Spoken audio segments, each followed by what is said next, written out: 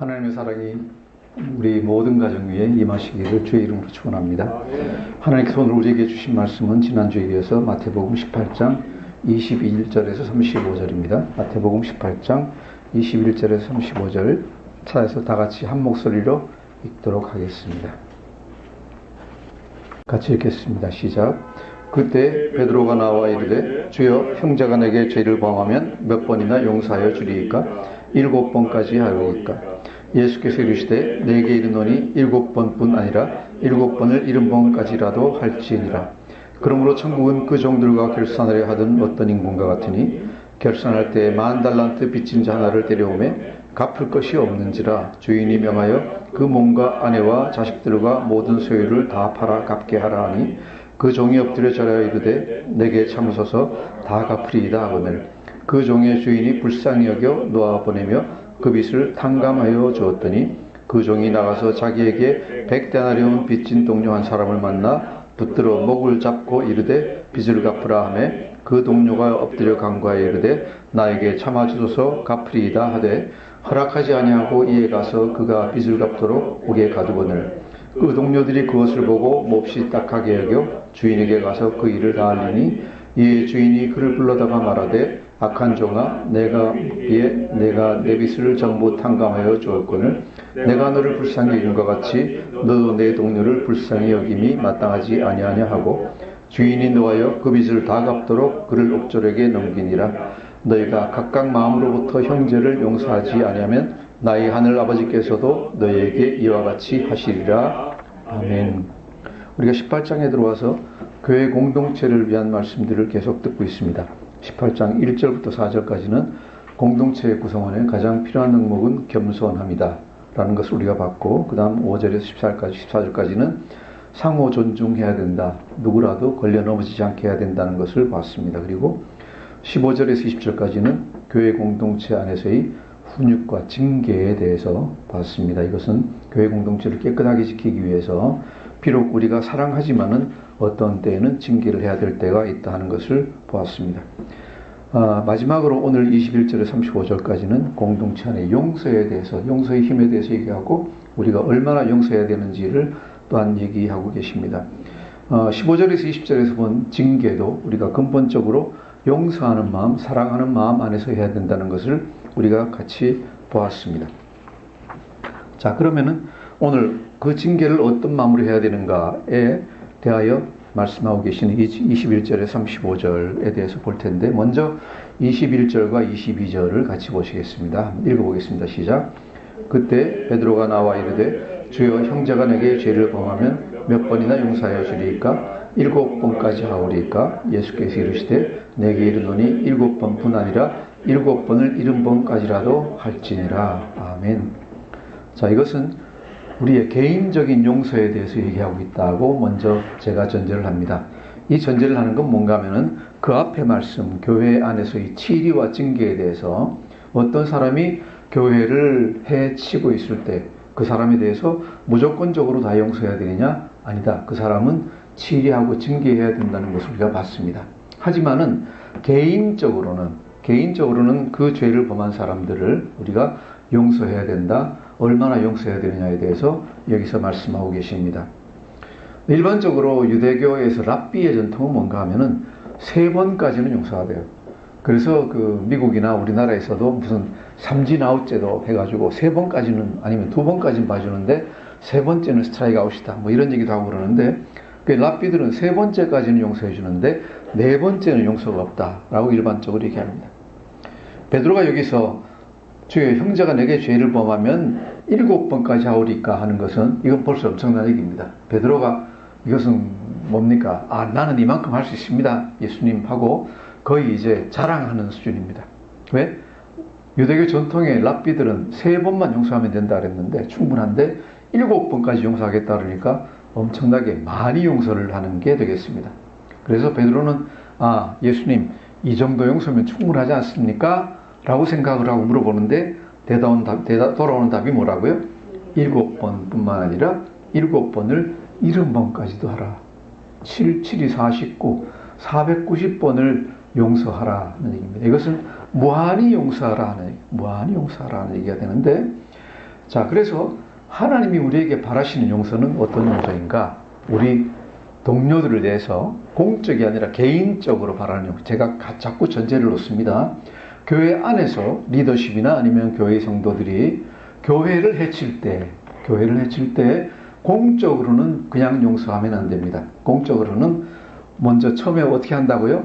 개인적으로 찾아가서 얘기해보고, 안 되면은 한두 사람하고 같이 가서 얘기해보고, 그래도 듣지 않으면은 교회에 얘기하고, 교회의 말도 듣지 않으면은 이방인이나 죄인들이나 세리같이 여기라 라는 것이 공적인 입장입니다.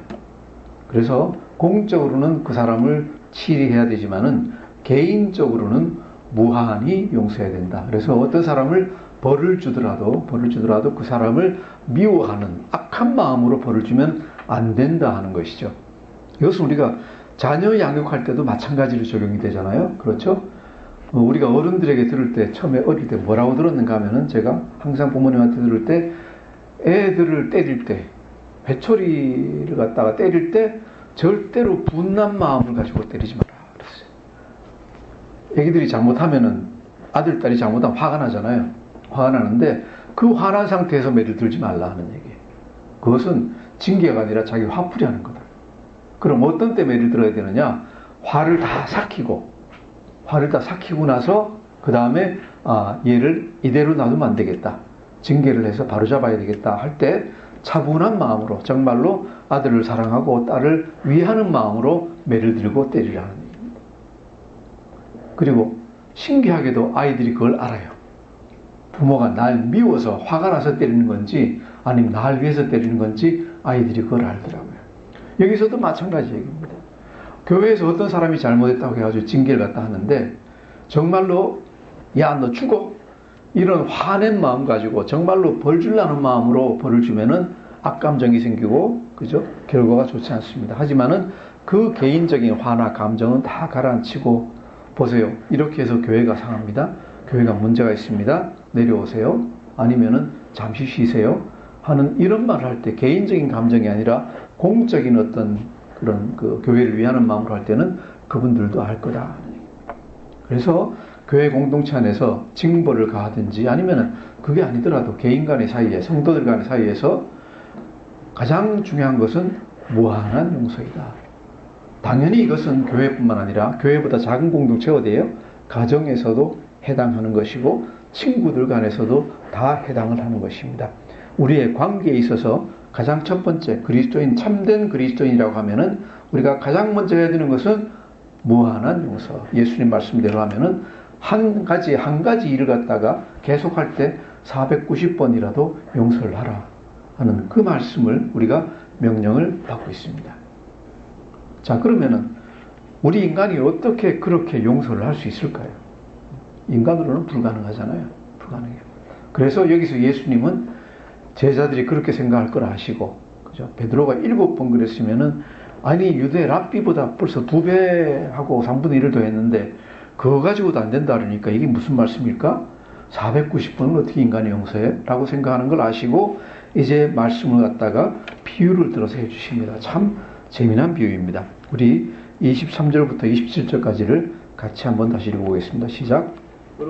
천국은 그 종들과 결산하려 하던 어떤 임금과 같으니 결산할 때에 10,000달란트 빚진 자 하나를 데려오매 갚을 것이 없는지라 주인이 명하여 그 몸과 아내와 자식들과 모든 소유를 다 팔아 갚게 하라 하시니 그 종이 엎드려 자여 이르되 내게 참으소서 다 갚으리이다 하거늘 그 종의 주인이 불쌍히 여겨 놓아보내며 그 빚을 탕감하여 주었더니. 아멘.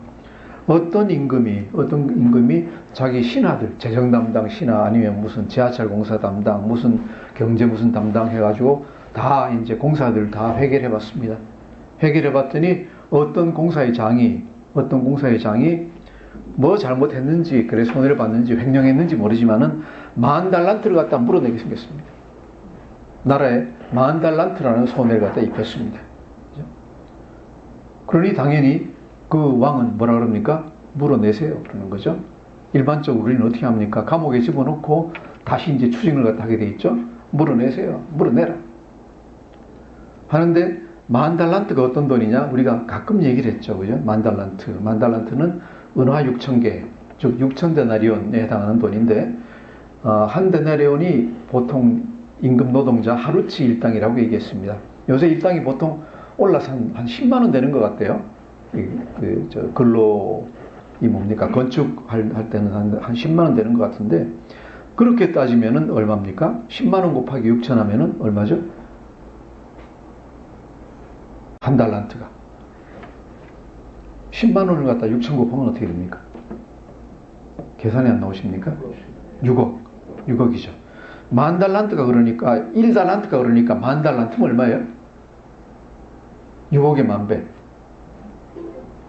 6조. 우리나라 돈이 가치가 없어서 그런지 돈이 엄청납니다. 6조. 그러니까 일당으로 따지면 6조에 해당하는 돈.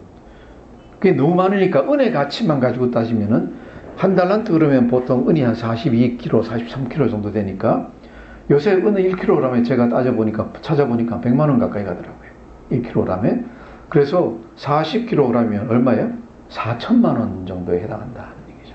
아무리 적게 잡아도 그냥 절대 가치로 따져도 4천만 원 한 달란트가. 그러면은 만 달란트면 얼마예요? 4천억. 엄청난 돈이에요. 여하튼 4천억이든 6조든 간에 상관없이 한 사람이 물어낼 수 있는 능력이 있는 게 아니에요.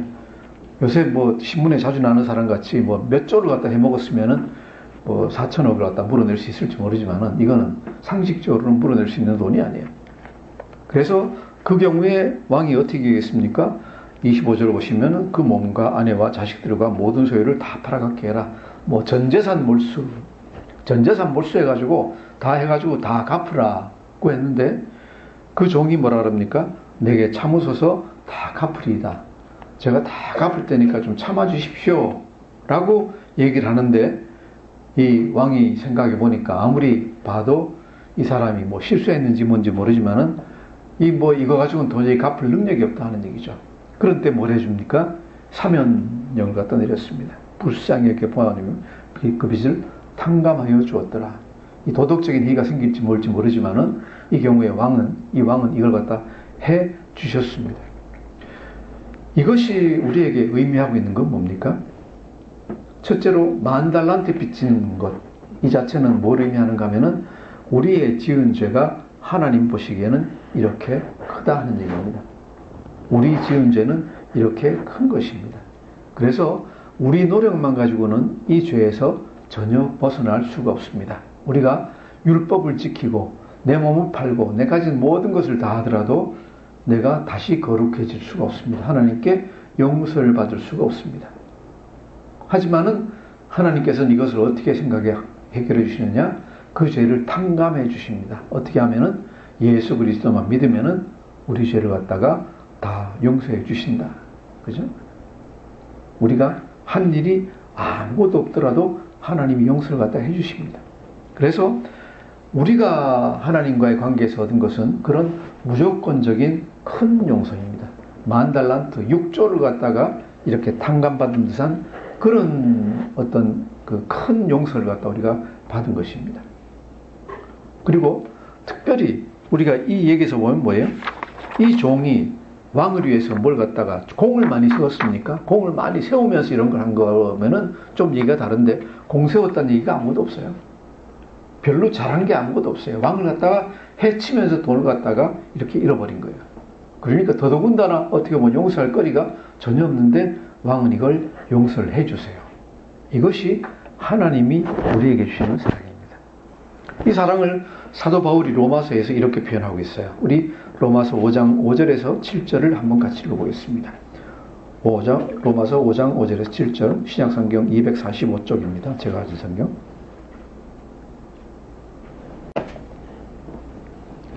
찾았으면 다 같이 읽어보도록 하겠습니다. 시작. 소망이 우리를 부끄럽게 하지 아니하면 우리에게 주신 성령으로 말미암아 하나님의 사랑이 우리 마음에 부음받으니 우리가 아직 연약할 때 기약대로 그리스도께서 경건하지 않은 자를 위하여 죽으셨도다. 의인을 위하여 죽는 자가 쉽지 않고 선인을 위하여 용감히 죽는 자가 혹 있거니와. 8절. 우리가 아직 죄인 되었을 때 그리스도께서 우리를 위하여 죽으심으로 하나님께서 우리에 대한 자기의 사랑을 확증하셨느니라. 아멘. 하나님이 우리를 얼마나 사랑하시는가? 8절에서 우리가 아직 죄인 되었을 때, 하나님의 원수일 때 그리스도께서 우리를 위하여 죽으심으로 우리 죄를 우리 10,000달란트 빚을 탕감시켜 주시기 위해서 죽으심으로 하나님께서 우리를 사랑하신다는 그 사랑을 확증하셨다라고 되어 있습니다. 아멘. 이것이 우리가 받은 구원입니다. 그래서 우리가 항상 얘기할 때 우리가 받은 구원이 얼마나 큰지 모른다는 것입니다. 한번 생각해 보십시오. 우리는 일생을 살아오면서 제일 깨끗했던 때가 언제일까? 내가 일생 살아오면서 제일 깨끗했던 때가 언제일까? 제가 아무리 생각을 해봐도 갓 태어났을 때가 그나마 제일 깨끗했을 것 같아요. 갓 태어났을 때가 제일 깨끗했을 것 같아요. 그리고 나서는 계속 살아오면서 계속 죄의 덮개만 계속 더해오고 있는 거예요. 계속 더해오고. 예수 믿고 나서 간신히 죄의 덮개를 더하는 것을 좀 그치고 조금씩 혹시 나아지고 있을지 모르지만은 그래도 처음 났을 때보다 더 죄의 덮개가 덜하지는 않는 것 같아요. 계속 쌓아왔어요. 그렇죠?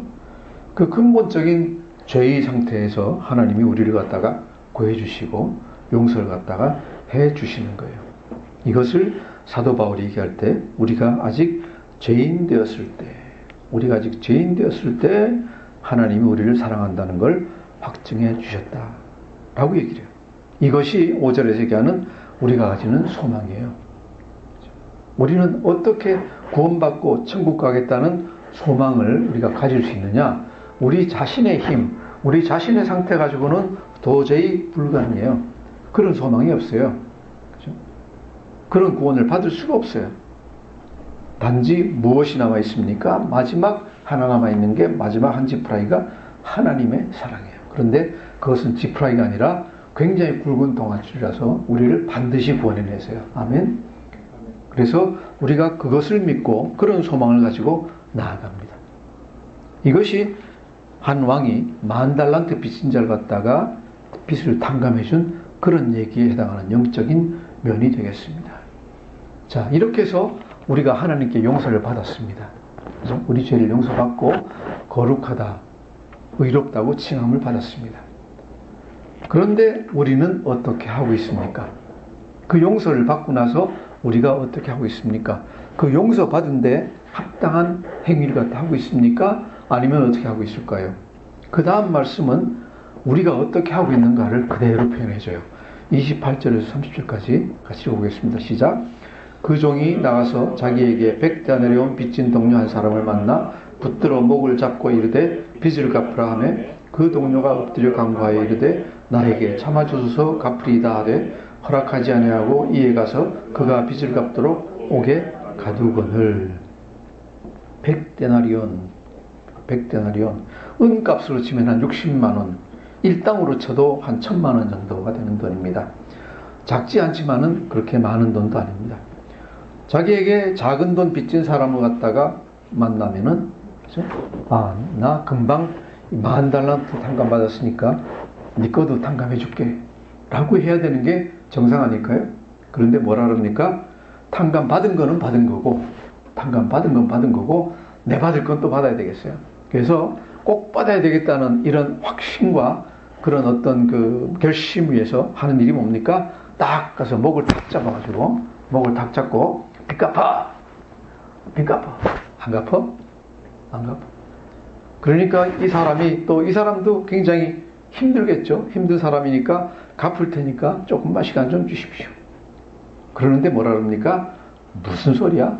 갚을 때까지 어디로? 감옥으로 딱 집어넣어 버리는 거예요. 그죠? 하나님께 그렇게 많은 사랑을 받았음에도 불구하고 이것이 제가 보기엔 우리의 행동이에요. 나에게 조그만 잘못을 한 사람도 나는 용서하기를 원하지 않아요. 왜? 정의로워야 되니까. 그죠? 세상은 정의로워야 돼. 너는 불의한 일을 했으니까 너는 벌 받아야 돼. 그죠? 마치 자기는 아주 깨끗한 사람인 것 같이, 아무 잘못 범한 게 없는 것 같이 다른 사람들을 갖다가 정죄하고 그 사람이 바르게 안 한다고 욕을 하고, 그죠? 그 사람에게 어떤 나쁜 굴레를 갖다 자꾸 씌우고 비난을 갖다 해요. 한번 생각해 보세요. 우리가 정말로 하나님 앞에서 그 사람을 그렇게 비난할 만큼 나 자신이 정의로운 사람 맞습니까? 우리는 생각할 때요, 나는 정의롭게 살아왔다고 다 착각들을 하고 있어요. 정말 그렇습니까? 정말 그렇습니까? 한번 잘 생각해 보세요. 잘 생각해 보시면은 그 사람이 하고 있는 것, 나에게 한 것보다 여러 수십 배, 수백 배, 수천 배 나는 많은 잘못을 갖다가 범했을 것 같아요. 여러분은 모르지만 적어도 저는 그래요. 저는 그래요. 저는 여러분 앞에서나 사람 앞에서나 하나님 앞에서 전혀 고개 들 수가 없는 사람이에요. 제가 한 일들을 생각하면은 저는 전혀 고개를 들지 못해요. 그런 사람이 다른 사람을 정죄할 수 있습니까? 다른 사람을 정죄할 수 없습니다. 아마 대부분 다 마찬가지일 거라고 생각을 해요. 그리고 이런 행동은 바른 행동이 아니다라고 그 다음 말씀에서 바로 얘기를 하고 있습니다. 이런 우리의 잘못을 우리 자신은 깨닫지 못합니다. 누가 깨닫습니까?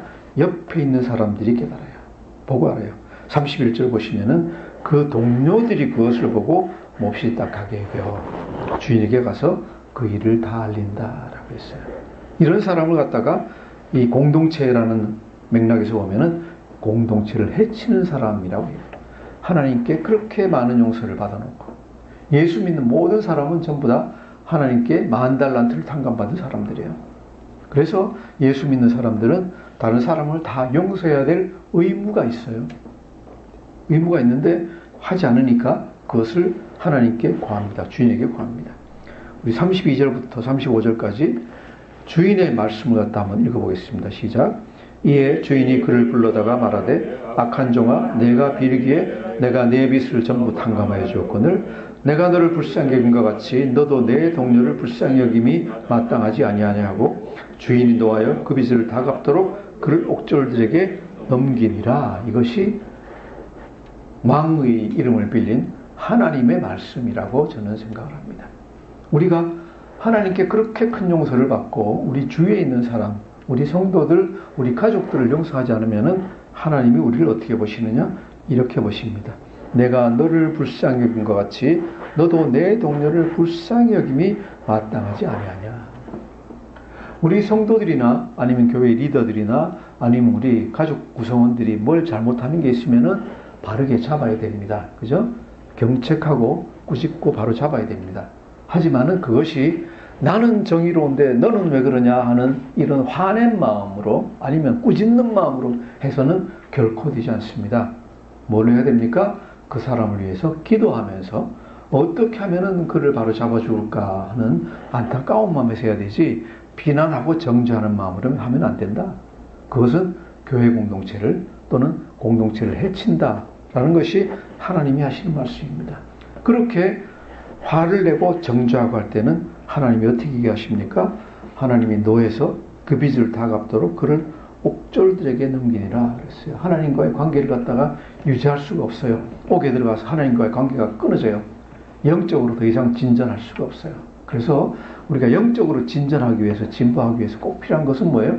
다른 사람에 대한 화를 죽이고 다른 사람을 용서하고 항상 평정한 마음으로 그를 위한 기도하는 마음으로 대하는 거예요. 그래서 예수님이 마지막 코멘트가 뭡니까? 35절 읽겠습니다. 시작. 너희가 각각 마음으로부터 형제를 용서하지 아니하면 나의 하늘 아버지께서도 너희에게 이와 같이 하시리라 그랬어요. 너희가 진정으로, 마음으로부터가 뭐예요? 진정으로 형제를 용서하지 않으면 교회 안에서의 형제, 그죠?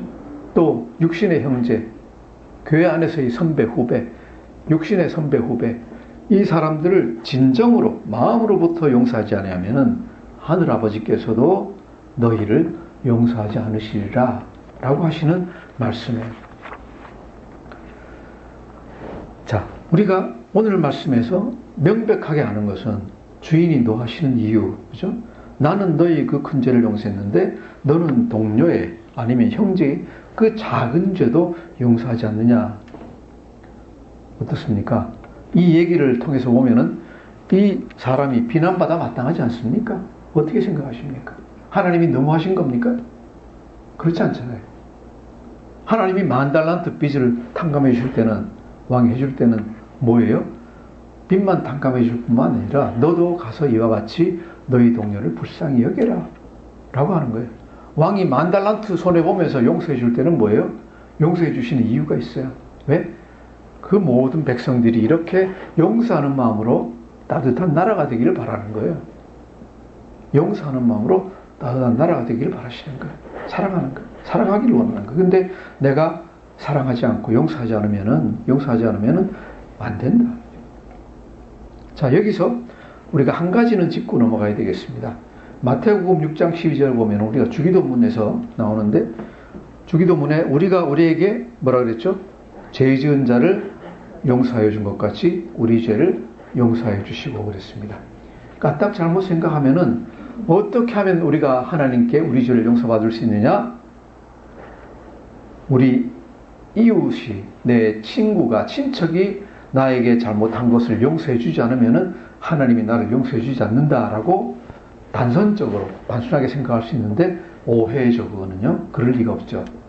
우리 오늘 이야기의 순서를 보면 어떻습니까? 첫 번째는 뭐예요? 내가 왕에게 죄를 지었어요. 내가 왕에게, 하나님께 죄를 지었어요. 하나님 앞에 죄를 지었어요. 엄청난 죄를 지었어요. 그런데 하나님이 그것을 공짜로 다 탕감을 해주셨어요. 하나님의 사랑을 내가 알게 되었어요. 그런 다음에 하나님이 우리에게 요구하시는 게 뭐예요? 너희 이웃들의 작은 죄를 너도 용서할지어다 그러시는 거예요. 너희 이웃이 너에게 하는 작은 잘못을 용서할지어다. 왜? 내가 너에게 내 사랑을 보여줬는데 너도 거기서 조금이라도 배워서 내 이웃의 죄를 용서하라 라고 명령하시고, 만일 그것을 갖다가 우리가 거부하고 안 한다면은 그 사람은 정말로 하나님의 큰 용서를 받을 자격이 없는 사람이에요.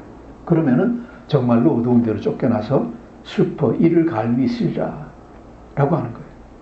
이해가 되십니까? 이 주기도문에 나오는 말씀의 근거는, 그 앞에 깔려있는 건 뭔가 하면은 하나님에게서 그렇게 큰 은혜를 받고 용서함을 받은 우리에게 죄 지은 자를 사하여 주면은 계속 우리 죄도 계속 사해 주시고 계속 하나님과의 관계 안에서 붙어 있고입니다. 그렇게 큰 용서를 받고도 이웃의 죄를 용서해 주지 않으면은 하나님과의 관계에서 떨어질 겁니다. 떨어져서 멀어져 갈 겁니다. 이것이 이 하는 말씀입니다. 그래서 절대로 우리가 용서하는 게 먼저고 용서해 주는 게 먼저고 용서받는 게 나중이다가 아니라, 먼저 엄청난 용서를 다 받았기 때문에 우리는 그 용서에 근거해서 감사해서 다른 조그만 죄를 용서해 주는 거예요. 근데 그것을 안 하면은 점점 그 하나님의 마음과 내 관계가 점점 더 멀어져 가는 거예요. 그죠? 그래서 우리의 용서는 마치 내가 누구를 용서하면 마치 내가 엄청나게 좋은 일, 선한 일, 또 은혜를 베푼 것 같이 생각하는데 그게 아니죠. 뭡니까? 우리는 엄청난 용서를 받았기 때문에 내가 주위의 사람들 용서하는 게 그냥 당연한 거예요. 당연한 거예요. 그 사람에게 잘해준 게 아니다. 자, 우리가 이렇게 용서하는 사람의 예를 갖다가 보기를 원합니다. 왜 그런가 하면 이게 너무 큰 것 같아요. 그죠? 무조건 나에게 잘못한 사람을 갖다가 7번을 70번씩 용서해라. 이거 어떻게 할 수 있느냐 그러는데, 성경에 보면 그런 예들이 나오죠. 우리가 가장 먼저 볼 수 있는 큰 예가 어디에 나옵니까? 창세기에 나옵니다. 누구 얘기죠? 예, 금방 생각하시면 요셉 툭 튀어나오잖아요. 그죠? 창세기 37장부터 요셉이 얘기가 나오는데, 요셉이 형들에게서 어떤 일을 당했습니까? 구덩이에 던져져 가지고 노예로 팔려 가지고 죽이려고 하다가 그래도 죽이는 것보다 낫다 싶어 가지고 노예로 팔려 가지고 이집트에 노예로 팔려갔습니다. 자, 노예로 팔려갔으면 얼마나 정말로 힘든 겁니까? 일상적으로 생각할 때는 거기서 평생 노역을 당하다 죽는 게 일입니다. 보통인데 요셉이 은혜를 받아서 정말로 하나님께 은혜를 받아서 만사가 형통해지고 드디어 애굽의 총리까지 돼가지고 애굽 전체를 갖다 관장하고, 그래서 그 전체 이 중동 지방에 흉년이 들었을 때 모든 것을 갖다가 다 관장하는 그런 위대한 사람이 됐습니다. 그래서 형제들도, 그 아버지들도, 온 가족들도 드디어 구원을 해줘가지고 애굽에 와서 살게 했는데 마지막에 어떤 일이 벌어졌습니까? 그 아버지가 죽었습니다. 기억나시죠? 야곱이 죽었습니다. 죽고 나니까 형제들이 어떻게 생각했습니까? 아이고, 아버지 계실 때는 얘가 아버지 봐서라도 우리를 봐주고 그냥 놔뒀는데 아버지 돌아가셨으니까 이게 가만히 있지 않고 원수 갚을 거 아닌가? 형제들이 왜 그렇게 생각했을까요? 자기가 자기네들이 그만큼 큰 잘못을 범한 거예요. 그냥 조그만 잘못한 게 아니라 일상적으로 생각할 때는 한 사람이 평생을 두고 속에 독을 갖다 품고 이 원수 꼭 갚아야지 할 정도의 큰 죄를 지은 거예요. 세상에 어떤 누가 형들이, 그죠? 형들 10명, 11명이 동생 하나를 갖다가 제일 꼬맹이 동생을 갖다가 그냥 구덩이에 쳐넣어가지고 죽이려고 하다가 노예로 팔고 그런 형들이 세상에 어디 있습니까?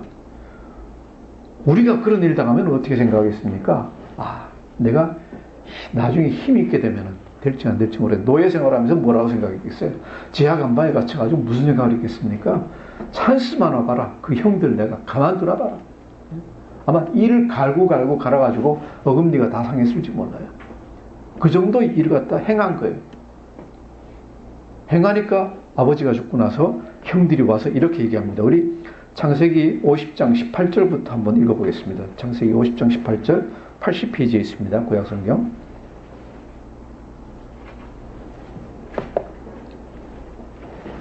(50장) 18절부터 21절까지 한번 같이 읽어보겠습니다. 시작. 그의 형들이 또 친히 와서 요셉의 앞에 엎드려 이르되 우리는 당신의 종들이니이다.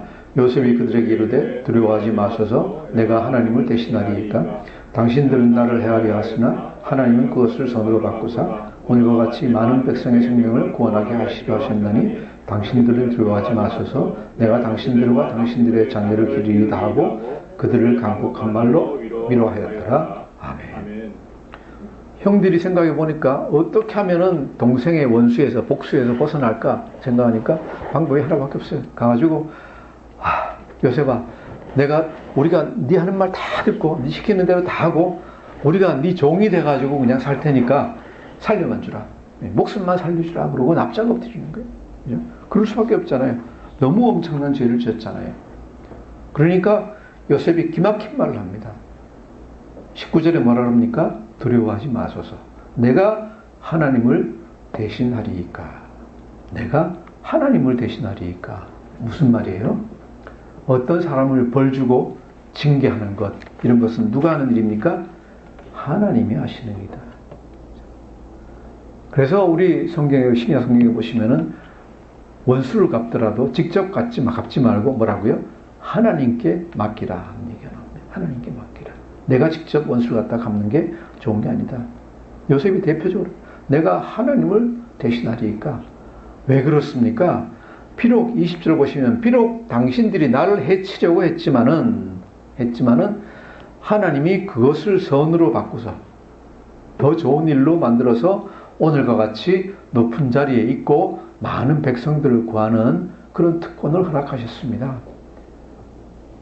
형들이 그렇게 한 것은 단지 하나님의 도구가 돼서 그렇게 한 것일 뿐입니다. 라고 얘기하는 거예요. 우리가 여기서 생각나는 말씀이 뭐예요? 로마서 8장 28절 하나님을 사랑하는 자, 곧 그 뜻대로 부르심을 입은 자들에게는 모든 일이 합력하여 선을 이루느니라 그랬잖아요. 아멘. 이것이 요셉이 자기에게 일어났던 일을 갖다가 해석한 것입니다. 형들이 그렇게 나쁜 일을 했지만은 결국 하나님은 그 일을 사용하셔서 나를 애국으로 보내시고 총리가 되게 하시고 수많은 사람들을 구원하게 하셨다. 그래서 형들한테도 감사하는 거예요. 형들을 원망하고 형들에게 복수하겠다는 얘기가 아니라 형들에게도 감사하는 거예요. 그래서 뭐라 합니까? 두려워하지 마소서. 내가 당신들뿐만 아니라 당신의 자녀들까지 제가 책임지고 다 기르겠습니다. 당신의 자녀들까지 책임지고 기르겠습니다. 얼마나 감사한 말이에요. 이것이 참으로 하나님의 은혜를 알고 하나님의 은혜를 입은 사람이 하는 행동이에요. 우리는 생각할 때 이렇게 총리가 되고 아버지도 안 계시고 그러니까 그냥 대놓고는 못하지만은 뒤로라도 괴롭힐 걸로 생각을 하는데 그게 아니죠. 그 일에 대해서 감사하는 거예요. 그 일에 대해서 감사하는 거예요. 악한 것도 선으로 받아들이는 거예요. 그죠? 우리가 우리에게 어떤 악한 일이 생겼다, 나쁜 일이 생겼다라고 할 때 그냥 그 일만 바라보고 굉장히 절망하고 낭망하고 슬퍼해요. 하지만은 요셉은 우리에게 뭘 보여줍니까? 나에게 어떤 극악한 정말로 엄청난 일이 생기더라도 악한 일이 생기더라도 형들이 나를 구덩이 안에 밀어넣고 노예로 팔고 지하간방에 갇히고 억울한 일로 갇히고 그죠? 모욕을 받고 다 하더라도 그 모든 것이 하나님이 나를 선대하시기 때문에 그들을 도구로 사용해서 하시는 것이다 라는 믿음만 있으면 우리가 슬퍼하고 낭망할 게 하나도 없어요. 우리 인생을 살아가다 보면은 나쁜 일들이 많이 생기잖아요. 일반적으로 보기에 나쁜 일들이 많이 생겨요. 예수 안 믿는 사람들은 그 일 하나하나에 낭망하고 슬퍼해요. 예수 믿는 사람들은 뭐예요? 예수 믿는 사람들은 그 너머에 어떤 하나님의 뜻이 있을까? 어떤 하나님의 계획이 있을까? 왜 이런 일들이 일어났을까를 보면서 그죠? 기대하는 마음을 가지고 그 일을 보게 됩니다. 그냥 평상적으로 흘러가면은 하나님 은혜가 덜한 거예요. 하나님은 어떤 때가 임해요? 어떤 때 볼 수 있어요? 어떤 사건들을 통해서 우리가 항상 봅니다. 그래서 어떤 일이, 슬픈 일이, 어려운 일이 일어나더라도 낭망하지 마시기를 축원합니다. 자, 요셉만이 아니라 우리가 잘 아는 예수님은 더 이상 말할 필요도 없죠. 누가복음 보시면은 십자가에 달리시면서 뭐라 그러셨어요? 자기를 못 박는 로마 군인들을 향해서 뭐라고 축원하세요? 기도하시는 게 아버지 저들을 용서하여 주옵소서 자기들이 하는 것을 알지 못함이니이다. 절대적인 용서예요. 절대적인 용서예요. 나를 십자가에 못 박는 사람들 보고 너희들 진짜 죽었어? 이런 말 안 하시고 뭐라 그래요? 저들이 먹고 살라고 하는 짓입니다. 자기들이 뭘 하고 있는지 잘 모르니까 아버지 모르고 하는 일은 용서해야 되는 거 아닙니까? 용서해 주십시오. 그들을 위해서 용서를 갖다가 빌고 있는 거예요. 자, 어떻게 생각하면은 이 얘기를 예수님이니까 하나님이니까 그러셨겠지 라고 생각할 수 있는데 하나님의 은혜를 받은 사람들도 동일하게 행동한다. 어떻게? 우리가 사도행전 보시면 스데반이 죽으면서 한 얘기를 갖다 우리가 읽을 수 있습니다. 사도행전 7장 59절 우리 신약성경 199페이지 한번 같이 찾아서 읽어보겠습니다. 다 아시겠지만은 다시 말씀을 한번 확인해 보겠습니다. 7장 59절 60절 같이 읽겠습니다. 자, 같이 읽겠습니다. 시작. 그들이 돌로 스데반을 치니 스데반이 부르짖어 이르되 주 예수여 내 영혼을 받으시옵소서 하고 무릎을 꿇고 크게 불러 이르되 주여 이 죄를 그들에게 돌리지 마옵소서 이 말을 하고 자니라. 자니라 그런 건 죽었다는 얘기인데 스데반을 가운데 세워놓고 정말로 돌짝 아주 짱돌을 전부 다 주위에서 사람들이 들고 돌 던져서 쳐 죽입니다. 그죠? 참남한 말을 했다고 쳐 죽입니다. 잘못한 게 없습니다. 쳐 죽이는데 첫 번째는 주 예수여 내 영혼을 받으시옵소서 하고 나서 그 다음에 하는 말이 뭐예요? 크게 불러 이르되 주여 이 죄를 그들에게 돌리지 마옵소서. 이 사람들을 갖다가 죄를 주지 마십시오. 로마 병정들은 그냥 공적으로 시키는 위에서 총독이 시키니까 한 거예요. 이 사람들은 뭐예요? 자발적으로 돌을 쳐서 죽이는 거예요. 너는 죽어 마땅하다 그러고 스스로 돌을 던져서 죽이는 거예요. 그럼에도 불구하고 스데반은 뭐라 합니까? 이 죄를 그들에게 돌리지 마옵소서 주님이라고 얘기를 하고 있습니다. 이 말이 그냥 죽으면서 형식적으로 가식적으로 잘 보이려고 사람들에게 잘 보이려고 한 말일까요? 죽으면서 이러는 사람은 없을 거예요. 죽기 직전에. 죽기 직전에는 내 하고 싶은 말을 하게 돼 있어요. 스데반이 진정으로 원하는 말이에요. 하나님 저 나에게 돌 던지는 사람들 벌하지 마십시오. 자기들이 하는 일 무슨 일인지 모르고 있습니다. 저 사람들은 저게 하나님 저렇게 하는 것이 하나님 잘 섬기는 거라고 생각하고 하고 있습니다. 그러니까 하나님 저 사람들도 용서해 주세요. 그러고 죽습니다. 이것이 예수님께 은혜 받은 사람들이 하는 일입니다. 자, 여러분 이것이 하나님께 은혜 받은 사람들이 하는 일들이라면 그죠? 멀리는 요셉부터 가까이 있는 스데반까지 아니면은 우리 많은 근대에 와서도 이런 증인들이 많이 있습니다. 이것이 우리 증인들이 하는 일이라면은 우리가 그렇게 원수까지는 용서하지 못하더라도 우리가 해야 될 건 있잖아요. 우리 가까이 있는 사람들, 우리 교회에 같은 동료들, 우리 가족들, 우리 자녀들, 우리 친척들, 친구들 뭐 잘못해봤자 얼마나 잘못해가겠습니까? 나를 때려 죽이겠습니까? 나를 십자가에 못 박겠습니까? 그저 내 기분 조금 상하게 하고 재물을 조금 손해나게 하고 그런 것밖에는 잘못한 게 없어요. 그들을 마치 원수 대하듯이 대하지 말기를 권고합니다. 우리가 해야 되는 건 뭐예요? 아무리 잘못하더라도 우리가 해야 되는 것은 그들을 위해서 기도하면서 어떻게 하면 선도할 수 있을까? 또 이 기회를 어떻게 사용해서 로마서 8장 28절 같이 이 악한 일이 그죠? 바뀌어서 선한 것으로 바뀔 수 있을까를 갖다가 연구하는 것이 우리가 해야 될 일인 줄 믿습니다.